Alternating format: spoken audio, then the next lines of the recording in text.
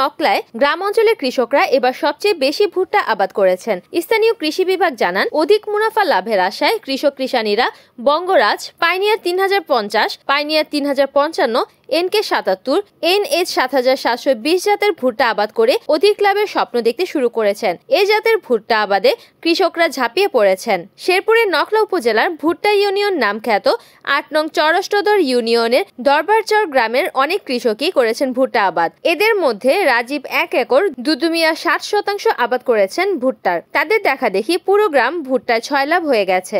যেদিকে চোখ যায় ভুট্টা আর ভুট্টা দেখা যায়। কৃষি প্রযুক্তি সম্প্রসারণ প্রদর্শনী বাংলাদেশের চর এলাকার আধুনিক কৃষি প্রযুক্তি সম্প্রসারণ প্রকল্পের আওতায় এ সকল ভুট্টা আবাদ করেছেন চাষিরা। শেরপুরের 5টি উপজেলার মধ্যে মোট আবাদের 40% আবাদ একমাত্র চন্দ্রকোনা ইউনিয়নের মধ্যে রয়েছে। নকলা উপজেলা কৃষি অফিসার কৃষিবিদ শাহরিয়ার মোরসেলিন মেহেদি বলেন,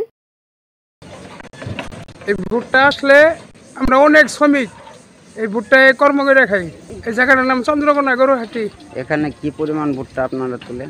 অনেক ভুট্টা বাজারে এই 1500 মন, 2000 মন কর্ম করে খাই। নারী পুরুষ সব সহ নয়া 10 জন নয়া সবাই মিল্লা কইরা ভুট্টার মৌসুমে মোটামুটি ভালো যায়।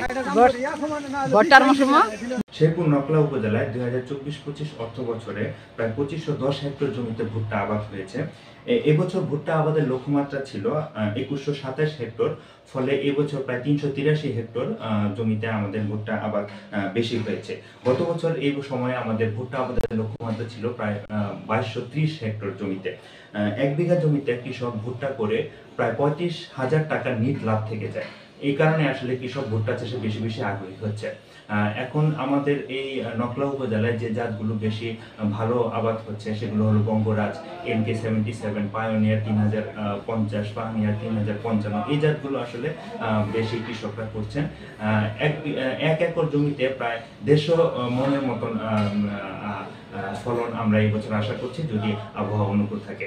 যদি ভালো হয় তাহলে কৃষক ভুট্টা চাষ করে আরো লাভবান বলে আমি কামনা করছি। রিপোর্ট করেছেন শেরপুর প্রতিনিধি ইউসুফ আলী মন্ডল, NN TV।